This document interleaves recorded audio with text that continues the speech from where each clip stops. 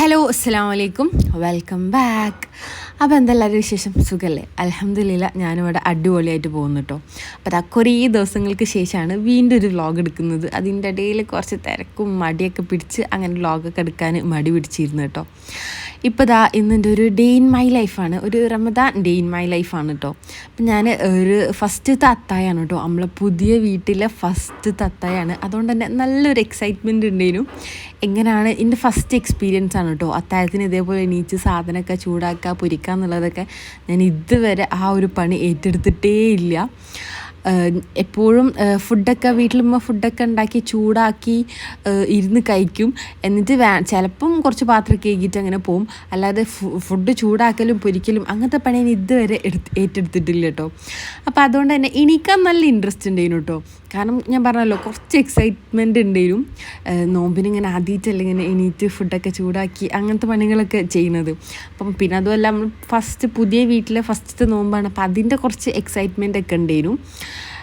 പക്ഷെ എന്നാലും ഒരു ചെറുതായിട്ടൊരു ഉറക്കത്തിൻ്റെ ഒരു ഇതുണ്ടായിരുന്നു. കാരണം രാത്രി നല്ലോണം ലേറ്റായിട്ട് എനിക്ക് കിടന്നത്. അങ്ങനെ എണീറ്റ് ഞാൻ വേഗം ചിക്കനൊക്കെ ഫ്രൈ ചെയ്തു കേട്ടോ. പിന്നെ ഇന്നലെ രാത്രി തന്നെ ബീഫ് കറി അല്ല ചിക്കൻ കറിയൊക്കെ ഉണ്ടാക്കി വെച്ചിട്ടുണ്ടായിരുന്നു. അപ്പോൾ അതും ചൂടാക്കി ബാക്കി ചോറ് വേറൊരു പാത്രത്തിലൊക്കെ ആക്കി വേഗം ഫുഡൊക്കെ കഴിച്ചു കേട്ടോ. ഇന്നിപ്പോൾ ഞാൻ കുറച്ച് നേരത്തെ തോന്നുന്നു കേട്ടോ എണീച്ചത്. 4:30 ആകുമ്പോൾ എണീറ്റിട്ടുണ്ടായിരുന്നു. 4:30 ആകുമ്പോൾ എണീറ്റ് വേഗം ചിക്കനൊക്കെ പൊരിച്ച് ഫുഡൊക്കെ കഴിച്ച് ഒരു 10-20 മിനിറ്റ് അങ്ങനെ ബാങ്ക് കൊടുക്കണമൊക്കെ തിന്നു കേട്ടോ.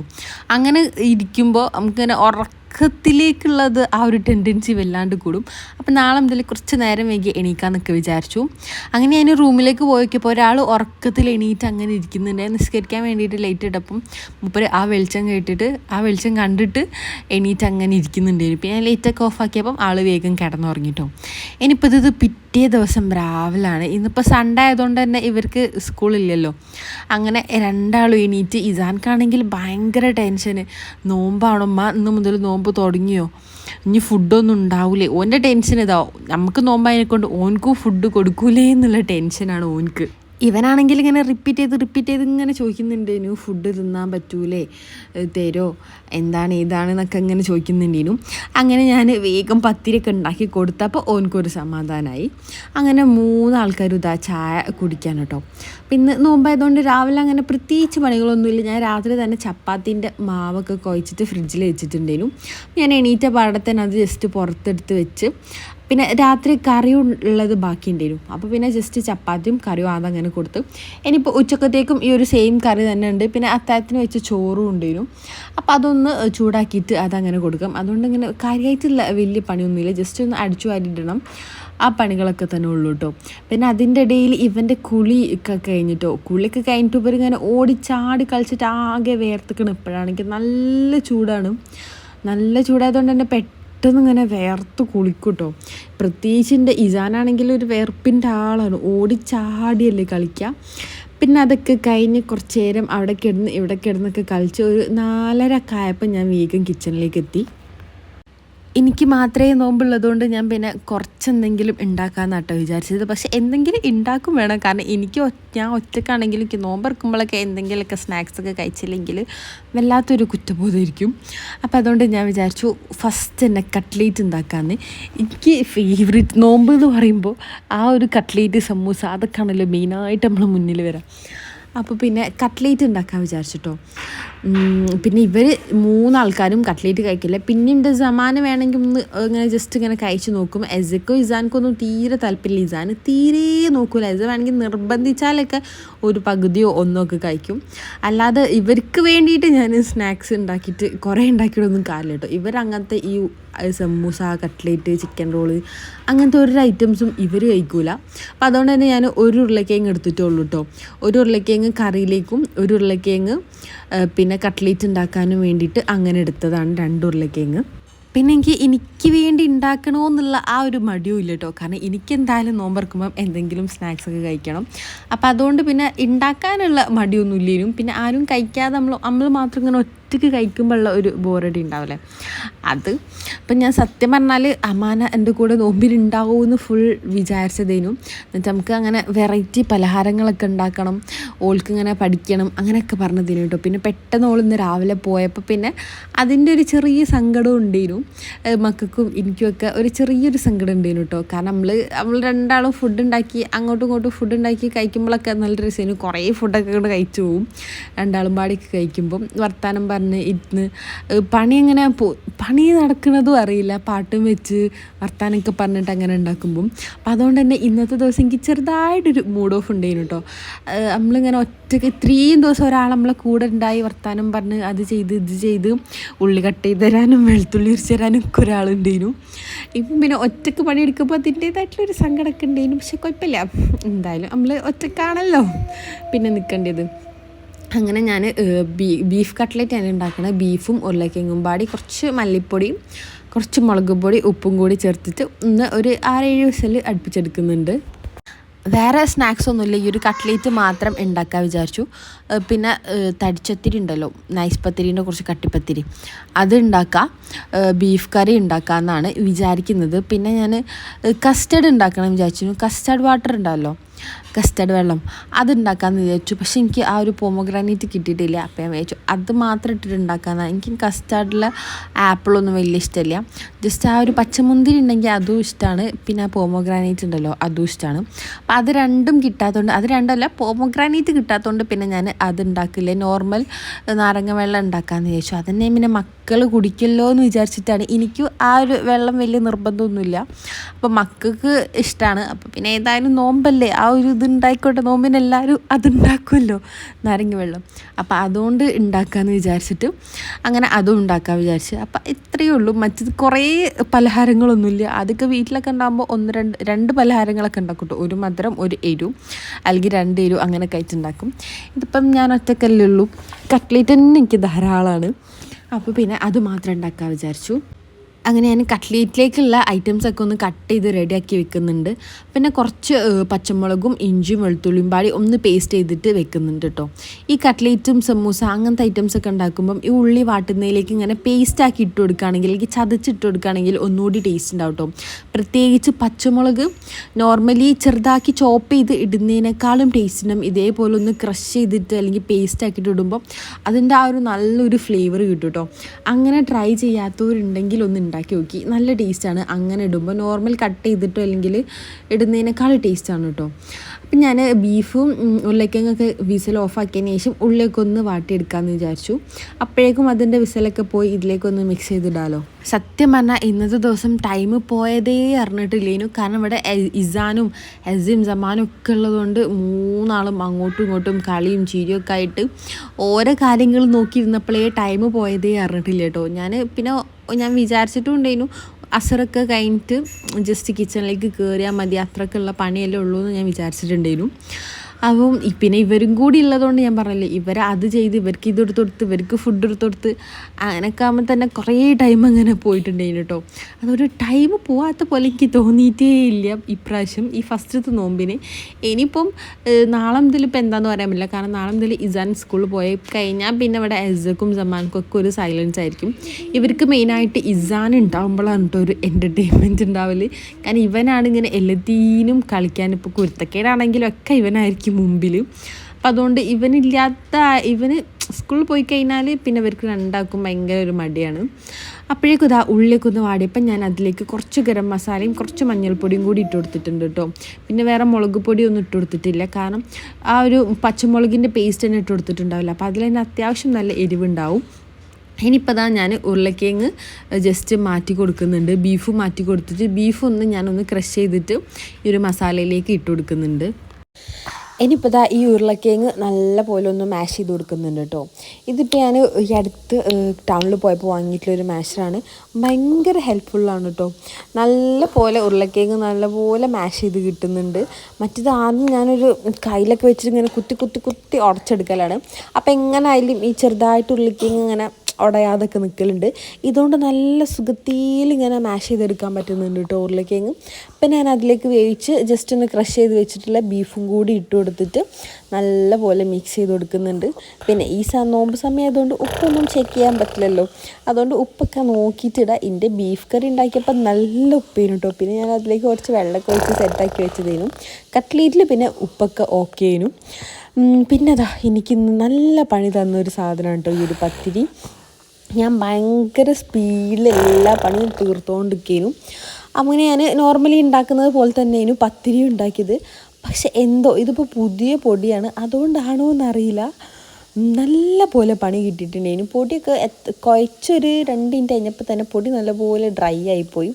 പിന്നെ അതുമല്ല പത്തിരി പരത്താൻ നോക്കുമ്പോഴാണെങ്കിൽ ഇങ്ങനെ കീറി പോവാം, കീറി പോവാം. എൻ്റെ കയ്യിലാണെങ്കിൽ പ്രസ്സും ഇല്ലേനും. അങ്ങനെ ഞാൻ കുറേ ഏകദേശം ഒരു അരമണിക്കൂറോളം ഈ പത്തിരീൻ്റെ മേലിൽ നിന്നിട്ട് അതൊന്ന് നല്ല സെറ്റാക്കി കിട്ടാൻ വേണ്ടിയിട്ട്. എനിക്ക് ഈ പത്തിരി പൊടി കൊഴിച്ച് വെച്ച് എൻ്റെ എല്ലാ പണിയും കഴിഞ്ഞ് ലാസ്റ്റാണ് ഞാൻ ഈ ഒരു പത്തിരിപ്പണിയിലേക്ക് നിൽക്കുന്നത്. അതുകൊണ്ട് എൻ്റെ ഭാഗ്യം. ഫസ്റ്റിലേ ഞാൻ പത്തിരിപ്പണി എടുക്കുകയാണെങ്കിൽ ഞാൻ പിന്നെ കട്ട്ലേറ്റ് ഉണ്ടാക്കലും കറി ഉണ്ടാക്കലും ഒന്നും ഉണ്ടാവില്ലായിരുന്നു. കാരണം എനിക്ക് അത്രയും ഞാൻ കുഴങ്ങി പോയിട്ടുണ്ടായിരുന്നു. എത്ര നോക്കിയിട്ട് ഇത് റെഡി ആയിട്ട് വരുന്നില്ല. പിന്നെ ഞാൻ എങ്ങനെയൊക്കെ നടു കീറിയാലും കുഴപ്പമില്ല, എങ്ങനെയെങ്കിലും അഡ്ജസ്റ്റ് ചെയ്ത് ഉണ്ടാക്കാൻ കഴിച്ചാൽ മതിയല്ലോ എന്നുള്ള അവസ്ഥയിലായിട്ട് എങ്ങനെയൊക്കെ ഞാൻ ഉണ്ടാക്കി എടുത്തു കേട്ടോ പത്തിരീൻ്റെ സൈഡും നടും ഒക്കെ കീറിക്കുന്നു. പക്ഷെ എന്നാലും കുഴപ്പമില്ല, കഴിച്ചാൽ മതിയല്ലോ ഇങ്ങനെയാണെങ്കിലും. അങ്ങനെ പിന്നെ ഞാൻ അത് ഓഫാക്കിയിട്ട് ഞാൻ വെച്ച് പിന്നെ ബീഫ് കറി ഉള്ളത് സെറ്റാക്കി വെച്ചിട്ടോ. ഞാൻ നേരത്തെ ഉരുളക്കിഴങ്ങും ബീഫും വേവിച്ച വെള്ളം ഉണ്ടായിരുന്നു, അതും കൂടി ഒഴിച്ചു കൊടുത്ത് പിന്നെ കുറച്ചുകൂടി വെള്ളമൊക്കെ ഒഴിച്ചു കൊടുത്തിട്ട് ബീഫ് കറി അങ്ങനെ റെഡിയാക്കാൻ വേണ്ടി വെച്ചു. അപ്പം ഇതുവരെ എനിക്ക് വലിയ കുഴപ്പമില്ലേനു, കാരണം നമ്മളങ്ങനെ വലിയ കാര്യമായിട്ടുള്ള പണിയൊന്നും എടുക്കുന്നില്ലല്ലോ, അതുകൊണ്ട് തന്നെ വലിയ ക്ഷീണവും കാര്യങ്ങളും ഒന്നുമില്ലേനു. പിന്നെ അത് കഴിഞ്ഞിട്ട് പിന്നെ ഞാൻ പൊടി ഒന്ന് ചൂടാറുന്ന നേരം കൊണ്ട് ഞാൻ വേഗം കട്ട്ലേറ്റിനുള്ളത് കോഴിമുട്ടയിലും പിന്നെ ബ്രെഡ് ക്രംസിലൊക്കെ ഒന്ന് കോട്ട് ചെയ്തിട്ട് മാറ്റി വെക്കാമെന്ന് വിചാരിച്ചു.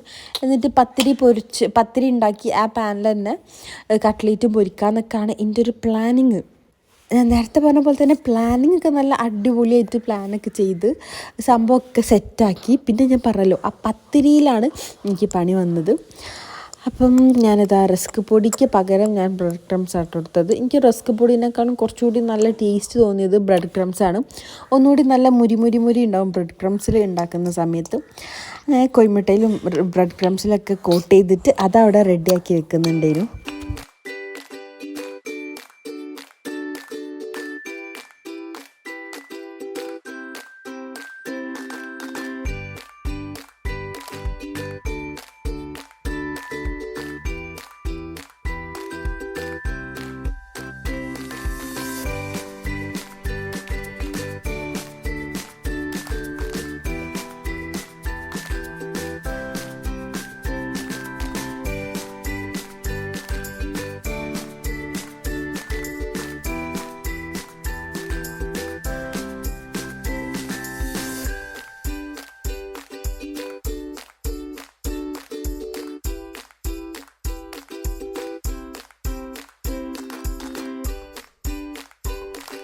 പിന്നെ ഇപ്പം അതാ ഞാൻ പത്തിരിയൊക്കെ ഉണ്ടാക്കിയതിന് ശേഷമാണ് കേട്ടോ ഞാൻ ആ ഒരു പാനിൽ തന്നെ വെച്ചിട്ട് എന്താ പറയുക കട്ട്ലേറ്റും പാടി ഫ്രൈ ആക്കുന്നത്. കണ്ടോ, ഞാൻ ഓയിലിൻ്റെ കവറൊക്കെ എടുത്തു വെച്ചിട്ടുണ്ടായിരുന്നു കേട്ടോ. അത് ഞാൻ നമ്മളെ കൈപ്പത്തിരി ഉണ്ടാക്കുമല്ലേ അതിന് വേണ്ടി മാറ്റി വെച്ചതേനു. ലാസ്റ്റ് ഞാൻ അതിൻ്റെ മുകളിലൊക്കെ വെച്ചിട്ടാണ് ഈ പത്തിരി ഒന്ന് ഏകദേശം തിന്നാൻ പാകത്തിനൊന്ന് ഏകദേശം റൗണ്ട് ഷേപ്പിലൊക്കെ ഒന്ന് ഉണ്ടാക്കിയെടുത്തിട്ടുള്ളത്. പിന്നെ ഞാൻ സോയാബീൻ വേവിച്ചും വെച്ചിട്ടുണ്ടായിരുന്നു. അത് ഞാൻ അത്താഴത്തിലേക്കോ അല്ലെങ്കിൽ രാത്രിത്തേക്കോ ഫ്രൈ ആക്കാമെന്ന് വിചാരിച്ചിട്ട് അങ്ങനെ വേവിച്ച് വെച്ചതാട്ടോ. പിന്നെ ഈ പത്തിരി ഉണ്ടാക്കി വന്നപ്പോഴേക്കും ഞാൻ അത്യാവശ്യം നല്ലപോലെ ടയേർഡായി. അതുകൊണ്ട് പിന്നെ സോയാബീൻ കുറച്ച് നോമ്പൊക്കെ തുറന്നതിന് ശേഷം മസാലയൊക്കെ തേച്ച് വെക്കാമെന്ന് വിചാരിച്ചിട്ട് അതവിടെ മാറ്റി വെച്ചു. ഭാഗ്യത്തിന് ഞാൻ അപ്പം പാത്രം കഴുകുന്നതിനോട് എനിക്ക് അധികം പാത്രമൊന്നും കഴുകാനില്ലേനു, അതുകൊണ്ട് പിന്നെ കുഴപ്പമില്ല. ഏകദേശം ഒരു 6:20 ആയിരിക്കും കേട്ടോ എൻ്റെ ഫുൾ പണി കഴിയുമ്പോഴേക്കും. ഞാൻ പറഞ്ഞല്ലോ ഏകദേശം ഒരു അരമണിക്കൂറിൻ്റെ അടുത്ത് ആ പത്തിരീൻ്റെ പുറത്ത് തന്നെ എൻ്റെ ടൈം പോയിട്ടുണ്ടായിരുന്നു. അങ്ങനെ പിന്നെ ഞാൻ വേഗം ഓരോ സാധനങ്ങൾ കട്ട് ചെയ്ത് അസീസാന ഓരോന്ന് ഗ്ലാസും പ്ലേറ്റും ഒക്കെ അസീസാന അവിടെ എടുത്തേക്കുന്നുണ്ട്. പിന്നെ കണ്ടോ, ഇതാണ് ഞാനിന്ന് കഷ്ടപ്പെട്ടുണ്ടാക്കിയിട്ടുള്ളത് എൻ്റെ പത്തിരി. മക്കൾ പിന്നെ ഞാൻ നേരത്തെ പറഞ്ഞ പോലെ ഒരു സ്നാക്സ് ഒന്നും കഴിക്കൂലല്ലോ, അപ്പം അതുകൊണ്ട് ഓർക്ക് ഞാൻ വേഗം പത്തിരി ആക്കി കൊടുത്തു. പത്തിരിയും ബീഫ് കറിയൊക്കെ വെച്ച് കൊടുത്തിട്ടും പിന്നെ അതാകുമ്പം ഓർക്ക് ഞാൻ ഫുഡ് കഴിക്കുമ്പോൾ ഒരു വെറുതെ ഇരിക്കണ്ടല്ലോ. അങ്ങനെ പിന്നെ വേഗം കിച്ചണൊക്കെ ഒന്ന് ക്ലീൻ ചെയ്ത് എല്ലാവരും ബാങ്കിന് വേണ്ടിയിട്ടുള്ള വെയിറ്റിംഗ് ആണ് കേട്ടോ. ഇവിടെ രണ്ടാൾക്കാരോട് തുടരുത് എന്ന് പറഞ്ഞിട്ട് ഞാൻ അവിടെ ഇരുത്തിയതാണ്, ബാങ്ക് കൊടുക്കുമ്പോൾ കഴിക്കാമെന്ന് പറഞ്ഞിട്ട്. പക്ഷെ ഇയാൾ ഞാൻ പറഞ്ഞ കേട്ടില്ല കേട്ടോ. അങ്ങനെ എടുത്ത് കഴിക്കുന്നുണ്ടായിരുന്നു. ഞാൻ കാണാതെ വത്തക്കൊക്കെ എടുത്തിട്ട് എൻ്റെ മുഖത്ത് തന്നെ നോക്കിയിട്ട് കഴിക്കുന്നതിന്. അപ്പം നമ്മൾ കളിയാക്കിയപ്പം അങ്ങനെ ആൾ കുറവായി പോയിട്ടോ. പിന്നെ അവിടെ ഇരുന്ന് പിന്നെ ഒരു 5 മിനിറ്റൊക്കെ ഓൻ അങ്ങനെ കഴിക്കാതെ ഇരുന്ന് കേട്ടോ. പിന്നെ ഒരു 5 മിനിറ്റ് കഴിഞ്ഞപ്പോൾ ഓൻ്റെ ക്ഷമ പോയി. അപ്പോൾ ലാസ്റ്റ് ഇളിച്ചിലൊക്കെയായി. പിന്നെ ഞാൻ വിചാരിച്ചാൽ എന്നാൽ പിന്നെ ഈ കഴിച്ചോ എന്നൊക്കെ പറഞ്ഞിട്ട് ഓൻ അങ്ങനെ കഴിച്ചു. അങ്ങനെ കുറച്ച് നേരം പുറത്തൊക്കെ പോയി നിന്നിട്ടോ. ഈ ഫുഡൊക്കെ ഉണ്ടാക്കി കഴിഞ്ഞ് പിന്നെ ബാങ്ക് കൊടുക്കാൻ വേണ്ടിയിട്ട് ഭയങ്കര വെയിറ്റിംഗ് ആയിരിക്കും, പിന്നെ ഭയങ്കര തിരക്കായിരിക്കും. അങ്ങനെ പിന്നെ അതാ ബാങ്കൊക്കെ കൊടുത്തു. നമ്മൾ 3 നമ്മളെ ഫസ്റ്റത്തെ നോമ്പ് അൽഹംദുലില്ലാ നല്ല റാത്തായിട്ട് ഫസ്റ്റത്തെ നോമ്പ് തുറന്നു കേട്ടോ. ഇവർ 3 നല്ല ജഗബോഗൻ്റെ ആൾക്കാരാണ് കേട്ടോ. അതുകൊണ്ട് ഇവർ ഫുഡ് കഴിക്കലും അതൊക്കെ ആയിട്ട് അങ്ങനെ നല്ല ജഗബോഗയായിരുന്നു നോമ്പ് തുറക്കുന്ന ആ ഒരു സമയത്ത്. അങ്ങനെ വേഗം ഞാനൊരു 2-3 കട്ട്ലേറ്റ് കഴിച്ചൊരു കുപ്പി വെള്ളം കുടിച്ചിട്ട് ഞാനവിടെ സൈഡായി. കാരണം നല്ല ദാഹം ഉണ്ടായിരുന്നു. ഞാനാണെങ്കിൽ നോർമൽ ഡേയ്സിലൊക്കെ ഇടയ്ക്കിടയ്ക്ക് ഫ്രിഡ്ജ് തുറന്ന് തണുത്ത വെള്ളം അങ്ങനെ കുടിച്ചുകൊണ്ട് നിൽക്കുന്ന ആളാണ്. അപ്പോൾ അതിനോട് നല്ല ദാഹം ഉണ്ടായിരുന്നു. വേഗം ഒരു 2 കട്ട്ലേറ്റും കഴിച്ച് ഒരു കുപ്പി വെള്ളം കുടിച്ചിട്ട് പിന്നെ ഞാൻ കുറച്ച് നേരം അങ്ങനെ കിടന്നിട്ടാട്ടോ പിന്നെ ബാക്കി നിസ്കരിക്കാനും ഒക്കെ പോയത്. അപ്പോൾ ഞാൻ നിസ്കരിക്കാൻ പോയി വരുന്ന ഗ്യാപ്പിലുണ്ട് ഇവിടെ 2 ആൾക്കാർ നല്ല പാത്രം കഴിക്കൽ. ഇതുവരെ വരെ സ്ഥിരം ചെയ്യുന്ന കാര്യം തന്നെയാണ് കേട്ടോ. ഇവർ ഫുഡ് കഴിച്ച പാത്രം ഇവർ തന്നെ കേകി വെക്കും. ഇവർക്ക് ഇഷ്ടമാണ് കേകി വെക്കാൻ. അപ്പം ഞാൻ പറഞ്ഞ ആ സെറാമിക്കിൻ്റെ പാത്രവും പിന്നെ ഗ്ലാസ്സും ഒന്നും നിങ്ങൾ കഴുകണ്ട, അത് കേകിയാൽ ചിലപ്പോൾ എനിക്ക് പണി കിട്ടും.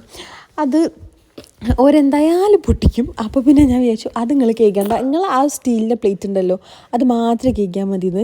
സത്യം പറഞ്ഞാൽ അവർ പാത്രം കേൾക്കുമ്പോൾ എനിക്ക് ഡബിൾ പണിയായിരിക്കും കേട്ടോ. താഴെ കണ്ടില്ലേ, താഴെയൊക്കെ ആക്കി സൈഡിലൊക്കെ വെള്ളമൊക്കെ ആക്കിയിട്ടൊക്കെ ചെയ്യും. പക്ഷെ എന്നാലും ഞാൻ ചില സമയത്ത് നിങ്ങൾ ചെയ്തോന്ന് തന്നെ പറയും. കാരണം നമ്മൾ എപ്പോഴും ചെയ്യേണ്ട, അവിടെ ചളി ഇവിടെ ചളിയാന്നൊക്കെ പറഞ്ഞിട്ട് പിന്നെ ലാസ്റ്റ് ഓർക്ക് അതിനോടുള്ള ഒരു ഇൻട്രസ്റ്റേ ഇല്ലാതാക്കണ്ടല്ലോ. അങ്ങനെയാണെങ്കിൽ ചിലപ്പം വലുതായി കഴിഞ്ഞാൽ ചിലപ്പോൾ ഒന്നും ചെയ്തെടുത്തിട്ടുണ്ടാവില്ല. അപ്പോൾ പിന്നെ ഇപ്പം ചെയ്യണത് ചെയ്തോട്ടെ വിചാരിച്ചിട്ട് അങ്ങനെ പാത്രമൊക്കെ കഴുകി പിന്നെ പുറത്തേക്ക് വന്ന് നോക്കിയപ്പോൾ അതാ പെട്ടെന്ന് നല്ല മഴ കേട്ടോ. എന്താ അറിയില്ല, രാവിലെയൊക്കെ നല്ല ചൂടായിരുന്നു. അതുകൊണ്ടാണോ നല്ല നല്ല അടിപൊളി മഴയും ഇടിയും മിന്നലും ഒക്കെ ഉണ്ടായിരുന്നു. പിന്നെ കുറേ നേരം കൊലായിൽ നിന്നിട്ട് ആ മഴ പെയ്യുന്നത് അങ്ങനെ നോക്കി നിന്നിട്ടോ. എൻ്റെ സമാനം കുറേ നേരം ആ ചെയറിൽ നിന്നിട്ട് മഴ പെയ്യുന്നത് അങ്ങനെ കണ്ട് നിന്നു. കാരണം അത്രയും ചൂടായിരുന്നല്ലോ. ആ ചൂടത്തൊരു മഴ പെയ്തപ്പോൾ അന്നത്തെ രാത്രി കിടക്കാൻ, അതായത് ഇന്നലെ കിടക്കാൻ നല്ലൊരു സുഖം ഉണ്ടായിരുന്നു. പിന്നെ ഞാൻ 2 ആളെയും വിളിച്ചിരുത്തി. അവർക്ക് എക്സാമൊക്കെ അല്ലേ, അവർക്ക് കുറച്ച് എഴുതാനും പഠിക്കാനും ഒക്കെ ഉണ്ടായിരുന്നു. ആ പണിയൊക്കെ നടക്കുകയാണ്. അപ്പോൾ ഇത്രയൊക്കെയാണ് കേട്ടോ നമ്മളൊരു കുട്ടി റമദാൻ വ്ളോഗ്. അപ്പോൾ വീഡിയോ ഇഷ്ടപ്പെട്ട എല്ലാവരും എന്തായാലും ലൈക്ക് ചെയ്യുക.